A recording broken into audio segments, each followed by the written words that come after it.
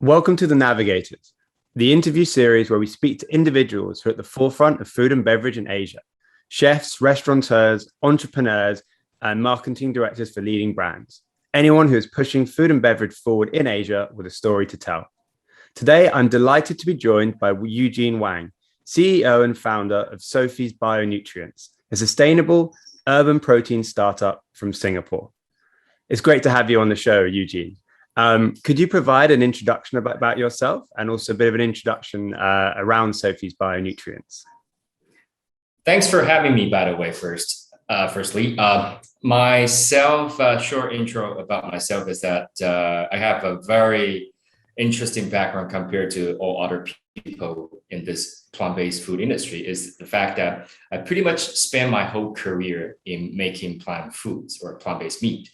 Starting from my family, I was born and grew up in Taiwan, by the way, and my family have been 4th-generation Buddhism, been 3 generations making plant-based food, especially plant meat for all the religious people. And I spent 5 years in the factory making that. So I can tell you down to the ingredient level what you need to make that plant-based burger or plant-based chicken nuggets, or so on and so forth. And I can even tell you all the process flow, all the machinery you need. So that's me. So when I learned my daughter Sophie is allergic to shellfish, shrimp especially, I actually started another company back in 2010 in Sebasco, California, called Sophie's Kitchen. Now, I sold that business already, but along the years of managing that business, I kept getting a question from my consumer. They still like to compare apple to the pear. So they want to know, the plant-based seafood alternative we're selling, does it have almost the equivalent nutritional value like the real seafood? Because why? People think seafood is healthy. So that got me thinking. I thought, how can we make our plant-based food identical in nutrition to the real seafood? That's how got me thinking that, all the fishes and shrimp, they got their nutrients by eating algae, right? So why can we not using microalgae directly to make our daily foods? Why are we slaughtering those sea animals that we so love and eat it? And so that got me into this microalgae research. And the more I researched, the more I found out, wow, this is a really sustainable way to produce foods, or more specifically, even the nutrients. And the word sustainable urban protein, the word urban has a meaning right there, is in the fact that the technology we design with microalgae can be so compact, so space saving, and so sustainable that you can set it up in downtown London or right by London where people consume protein, so that you can cut down the transportation. And transportation, by the way, remember, according to United Nations, it's about 13% of greenhouse gas emissions. So by cutting down those, and by even cutting down the needs of conventional agriculture, setting up a system that we have in mind will dramatically reduce the greenhouse gas emission, and more importantly, will make our protein supply chain more flexible. And since microalgae has so many micronutrients, down the road, this can be more than just protein production system. It could be many more things, which I can elaborate later on. And this can be, I always tell people, this could be a 7-day webinars if you're interested, which it is hard for me to sum it up in just 3 to 5 minutes or seconds. But you get the gist of what I'm doing currently. Hopefully. Sure. And anyone that's viewing this and listening to this, we can put them in touch with you afterwards if they have any more questions. One thing I would like to have to spend a little bit more time on is, so what is so special about the microalgae? I got the feeling that, it comes from the fact that it's what provides the nutrients for the seafood. But if you could give us a little bit more about the microalgae and why it's so important for feeding the planet sustainably. First is the definition. A lot of people kind of confuse the microalgae with the macroalgae. So the macroalgae are the seaweed, kelp, and those kind of sea vegetable that we see near the ocean shore. So that's macroalgae. Microalgae are the tiny little microbe that you always need a microscopic to see it clearly. But if you see the green slimy stuff in the water, be it fresh water or seawater, pretty much 90% of the time, that is microalgae. So microalgae is actually a microorganism living in the water. It's an aquatic microorganism.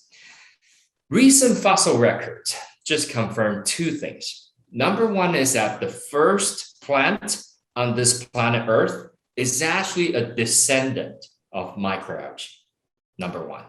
Another set of fossil record, also discovered just recently, confirmed that the first animal on this planet Earth is also a descendant of the microalgae organism. That tells you microalgae, pretty much you can say, is the genesis of all the living things on this planet. It is the father or the mother of all the lively things, be it animal or plants, that you see on this planet. And that is why they packed almost all the basic nutrients that you can have from all these land animals or plants or even the sea animals and the plants. And so that is why we think, why not get down to the basic? Why not just try to tap into this untapped reservoirs of all the nutrients and trying to extract all the nutrients out so that everybody can live healthily, can eat sustainably, and we can make a lot of our production and supply chain a lot more sustainably. So that's the basic thinking behind this technology, this science, and that is why microalgae is considered as such a super powerful superfood. Okay, and what are your plans for this superfood? So, what kind of products do you have in the pipeline, and what is the timeline really with those releases? I like your question. So, by definition of superfoods, people always thought of it as a nutraceutical ingredient. So it must be premium, it must be expensive, and that's how companies used to sell it as well. Is that they grow it in a sunshine pond style. So that's not so efficient, actually very inefficient. I don't know if you understand. There's a lot of technical thing I have to explain, but in any case, they grow it in sunshine pond style because they just want a very specific nutrient. Now, what we do is totally different. We're trying to say, why not make this superfood commoditized? Why not make it available for every mom and pop, for people rich and poor? Why not make it accessible just like all the commodity that we see in the market? So what we're doing is actually, we're trying to make number one protein flour out of microalgae. And going forward, this can be more than just protein flour because microalgae also have wonderful lipid. So you can make cooking oil, wonderful cooking oil out of microalgae as well, so that you don't have to deforest the palm oil plantation that, you don't have to deforest a lot of the forestation just to get the palm tree to grow the oil that you want. You can use microalgae and grow it in a fermentation tank to get that cooking oil. And on top of that, there's also carbohydrate. So you can also get starch from microalgae. But first and foremost, because when people get wealthier, they tend to eat a lot more protein. And also the whole world, a lot of societies are aging. And as people aging, people need more protein as well. So the first thing we're trying to develop is the protein. So what we're trying to do is that, hey guys, we only need protein from microalgae. I don't need anything else.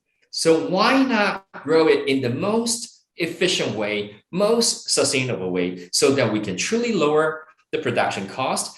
At the same time, we can minimize whatever environmental impact that we have on the production, around the production site, and make it truly sustainable and make it truly cost effective. And that's exactly what we're doing. Now, we foresee that we can come up with a line of different kind of protein flours with different kind of functionalities so that in the future, not only it can replace all the soy protein flour or the wheat protein flour, it can possibly even replace all the whey protein flour, which is from the cow milk, or the egg white protein flour, which is from the chicken eggs. And that's how diversified. That's how multifaceted, how applicable these protein flours are going to be in the future. On top of that, the production cost of this protein flour is going to be in the single digits, which will make it truly competitive to any of the commercial protein flour you see in the market, be it plant-based or animal-based. So that's our goal, and that's what we believe we can achieve. Just for people that might not be as aware of this, how would you define then what's a protein flour? So great question. So a protein flour basically is a combination of different amino acids. And for your body's health, you need to replenish a lot of amino acids. Now, although some of the amino acids you can make up in your own body, there are a set of certain amino acids which your body cannot produce, and you need to compensate it by eating foods. That's what we call essential amino acids that your body cannot make by itself. Now, a lot of the plant-based protein we're promoting today lack a lot of those essential amino acids, whereas a lot of the microalgae species, they have the complete essential amino acids that the human body needs. And that's how all the fishes and shrimp got their nutrients from as well, is that they eat these planktons, they eat this microalgae. So that's why they carry so many nutrients. Interesting story is that I have a chat with a friend who is doing the cell-based seafood technology. I asked him, because I didn't know that much about cell-based technology. So I asked him, hey, so your shrimp, does it, your salmon and shrimp, does it carry the same amount of omega-3 and amino acid profile like the real shrimp and salmon? He said no, because the real shrimp and salmon, they got their nutrients from their diets. And this cell-based, because it's cultured in a contained, controlled environment, it does not have those unless you feed in the growth medium with those nutrients. And that just tells you how important microalgae is playing in the whole supply chain, all the way from the bottom crustaceans to the top of human that we're out of the ocean on the planet. And so that is why we think this microalgae, if we can make it into a very fundamental basic food ingredient, food staple, it will benefit the whole world totally. I think it's really interesting that with a lot of the plant-based foods or the new like modern plant-based foods or product releases, that actually the health and the nutrients are not as much as they claim. So there's a lot of marketing, a lot of advertising, how just by being plant-based, just by being a progressive brand, it is inherently better for you, as healthy for you. And it's interesting hearing it from you as well, that that's not always the case. And you really have to look under the lid of any of these kind of new progressive plant-based and cell-based solutions. It's interesting you mentioned to me the cell-based startup. You're obviously based in Singapore at the moment, and there's a real like buzz around Singapore as a hub for food tech companies. As someone living in Singapore, as someone the business based in Singapore, could you talk a bit more about the food tech space out there and why it is you set up there and things like that? The food tech landscape in Singapore is really vibrant and really booming and growing. It all thanks to the government, in my personal opinion. The government long ago, because like we chat before this recording, Singapore imported over 90% of its food. That's why the Congress of Singapore has this mandate by the year 2030, they're gonna make it down to 70%, meaning that they have to produce domestically 30% of its food. Think about it. A city state that the size of the place is less than half the city of London. Yeah. And you want to grow 30% of your foods? That's a daunting task. I'm not saying this is mission impossible. With the new technology, it is. And that's why the new technology is really the catchword, that's why the government is really aggressive in giving a lot of incentive, actually inviting a lot of these startups coming over to Singapore to set up their shop. I myself is a wonderful experience. example. I started my career actually in this plant-based consumer food business in California, and I started this microbiology research actually in California as well.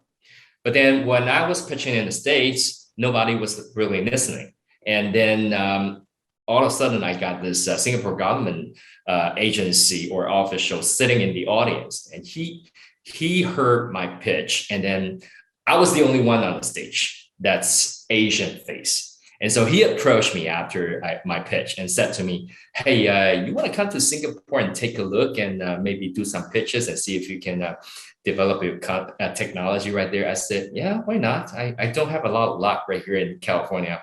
Why not give it a shot in Singapore? And so I did. And straight away, out of the blue, I got my first grant money from Singapore government. And then after that, I stayed. After that, I developed my microbiology technology in Singapore. And the more I develop this technology, the more I understand that this is a lot more impact, a lot more sustainability that we can cover with this technology than the consumer brand that I was doing in the States. And so that's why I decided I want to stay here. I want to focus on developing this. And I'm just one of the story. There's another story like Total Tree Lab.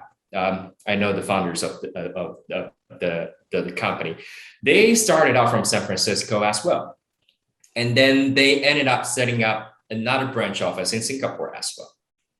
And so in Singapore, the food tech space, you will find a lot of expats like myself that are not true Singaporean, but we all share some of our enthusiasm about the food tech landscape. And we all share some of the traits that we think we can develop something here in Asia better than any parts of the world. And that's why we decided to partner with the government and stay right here. Now, so the Singapore government has successfully created a very booming and very vibrant ecosystem with all the startups, venture capitalists, and also a bit of a consumer market, if not so big, but a little bit. At least it's a lot different than just a couple of years ago. But I really have to say, there are still something is missing in Singapore, or should I say the whole Southeast Asian market, is the fact that, you know, when I talk to people, especially VCs who are truly based in Southeast Asia or based in Singapore, they know food tech is important. They know food tech is the future. But if you ask them to put money in the early stage startups like ours, they started to hesitate. They started to sometimes even say no. And that tells you one thing, is that fundamentally, for a lot of Singapore citizens or consumers, there is still a gap between truly understanding what's going on with the latest trends in the food and agriculture technology versus what the government is hoping to do. And that gap still need to trying to bridge or make it smaller in order for this Singapore vibrant food tech space to be so powerful and so colorful down the road that could be equivalent to Silicon Valley or the Netherlands Food Valley, or like Israel. So among the four places, I think Singapore itself is already amazing to set up the first of its kind here in Asia. And it's only one in Asia, but there's still a long way to catch up with its peer in the Western market. That's what I have to say. Okay, and you kind of talked about a couple of brands, but so what are some of the other exciting companies in this food tech space that our viewers and listeners should look out for? Right. So there's Shop Meat who are trying to do the cell-based shrimp. I think a lot of people know. There is Tindo that's making plant-based chicken. There is Float making plant-based egg. You know, I remember there is also another, there's a few other cell-based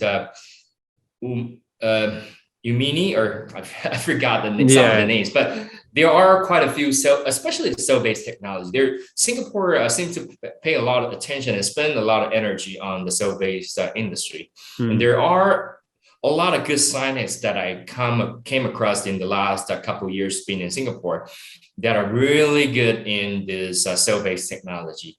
So even though cell-based technology still have another 5 or 10 years or even longer to grow, but I foresee the future for Singapore that cell-based will be its key technology development down the road, somewhat similar to semiconductor to Singapore today, in my opinion.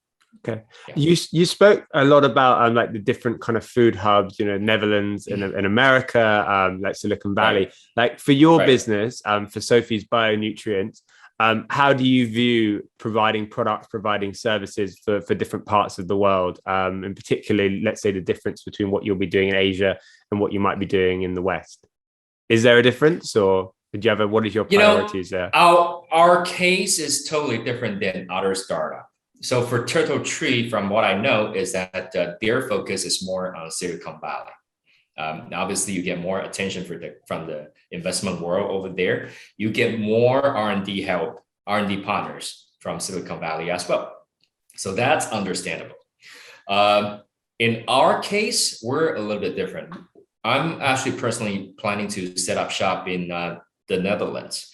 I'm planning to set up a R&D center in Valley or Wageningen University. The fact is that, when it comes to microalgae, for some reason, all the customers and collaborators that we're talking to today are 90% coming from Europe and only about less than 5% from Asia, less than 5% from North America. And that gives you an interesting fact.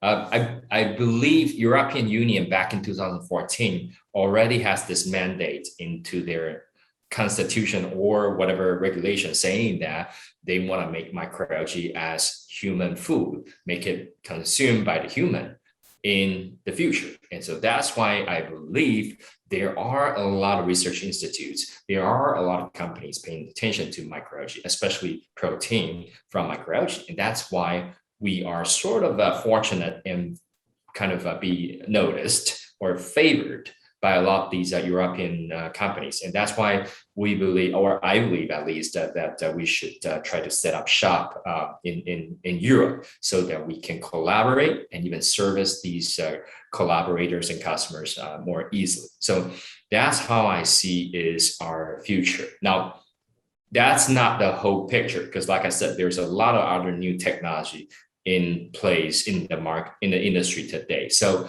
a lot of happenings are still in North America, especially in the US.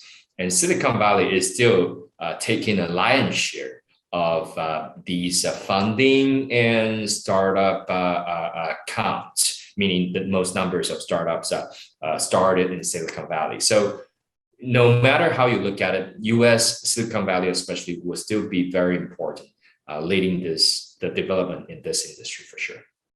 Okay. You have to let me know when you get over to Europe. I will. Thank you.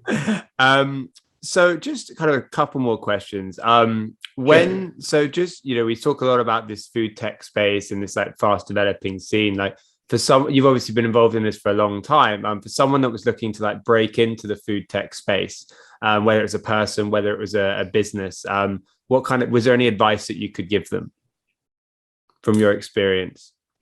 Right. So my advice is that first and foremost, you really have to have passion in this food tech space. I came across a lot of founders who don't really have the passion in what he or she is doing.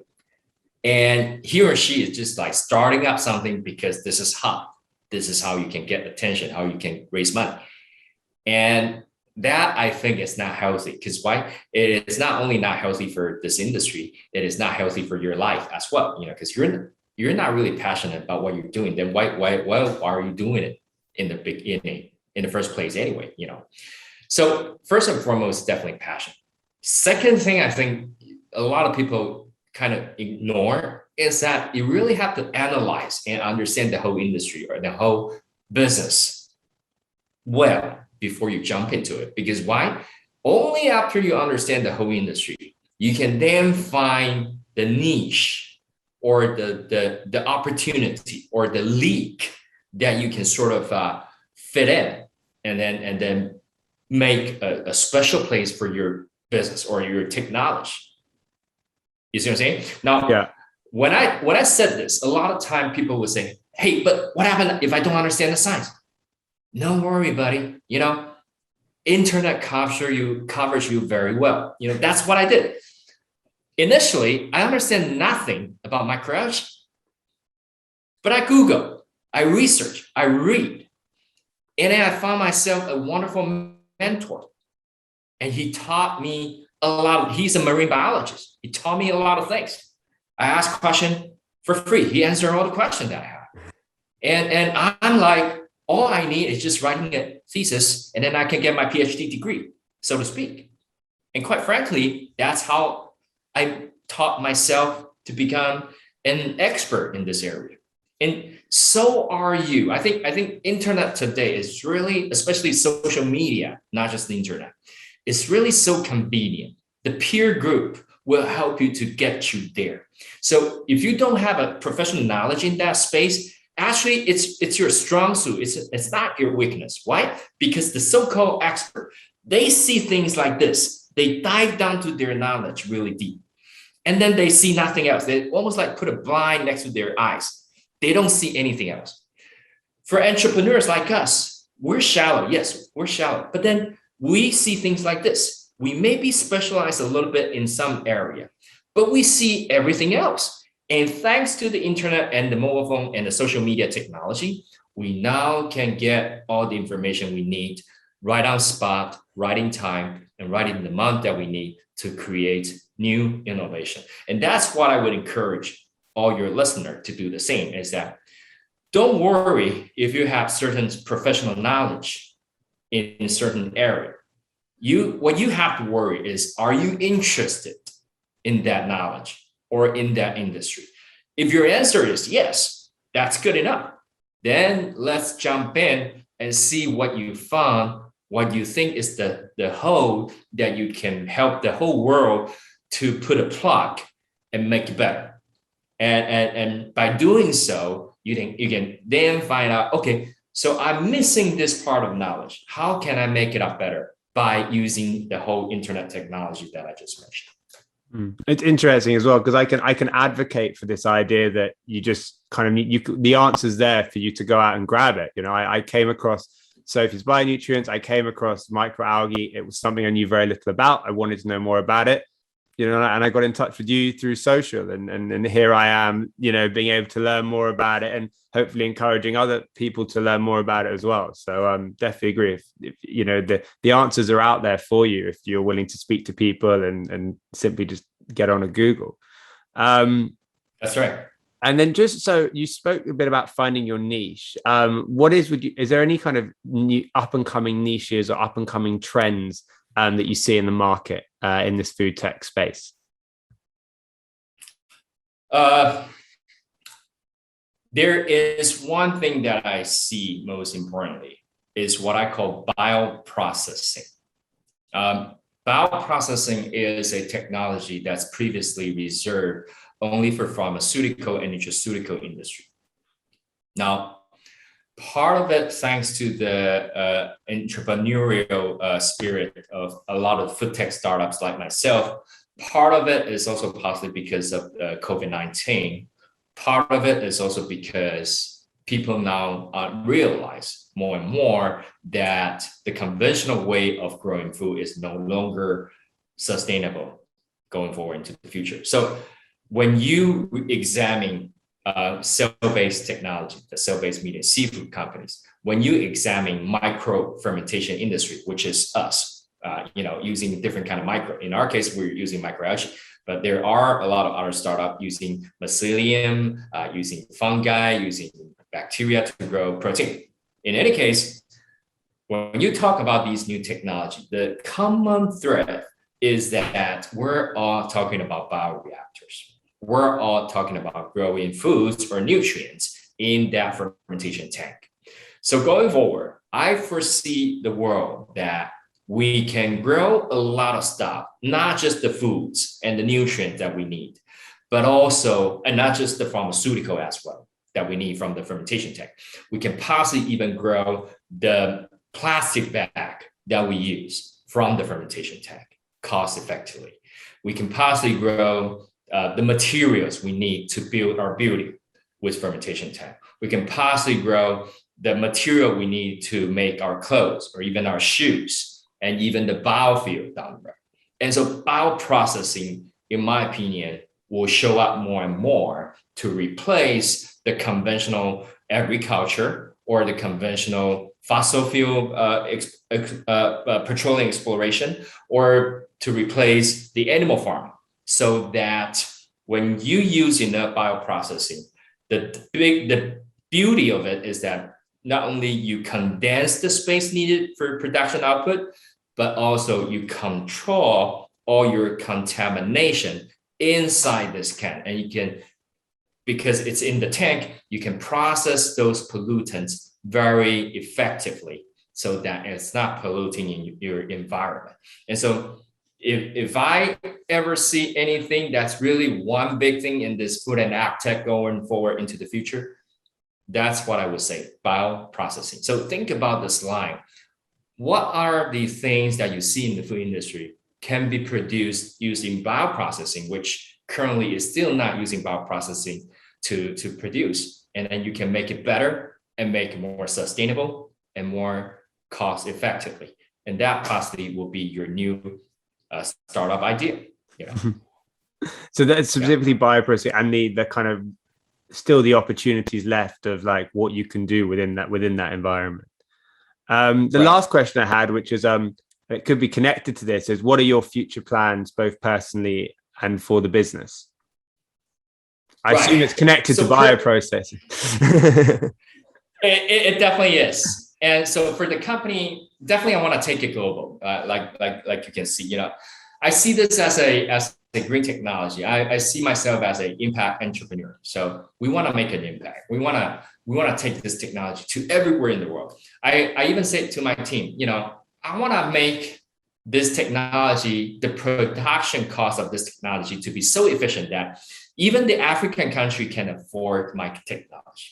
And if I can do that, you know, I think we can really shrink the gap between the rich and the poor countries, number one. And number two is that we can really reduce the needs of the conventional agriculture and the animal farming. And so that is my spirit, my hope for the business side. For my personal side, I got quite a few different things that I want to pursue. And some of the things are quite crazy. The number thing I want to pursue, not that I'm rich like Sir Richard Branson or Jeff Bezos or Elon Musk, but I want to put my technology on these Martian projects. Because why? Where there is water, there must be microalgae. So I can guarantee you that there must be microalgae on Mars as well. So we can take our technology over there to Mars and build up the same system that we build right here and provide the astronauts or the settlers right there for their foods. And if I can prove people that I can provide protein flours on Mars and even in the tiny spacecraft, wow, my technology will be really sustainable, because it is so sustainable that you can build it in the harshest, the most difficult place in the whole universe system. Then that I prove the world something. So that's something personally I want to do. Another thing I want to do, I want to be a person who contributes all my knowledge and wealth to the world. You know, I want to be a philanthropist that, you know, just like Bill Gates and all these people, you know, trying to make some good projects for the communities around the world. I think, you know, I've been old enough to understand, to see that, you know, you cannot take all the wellness with you, and you cannot be selfish by just leaving all the legacy to your family.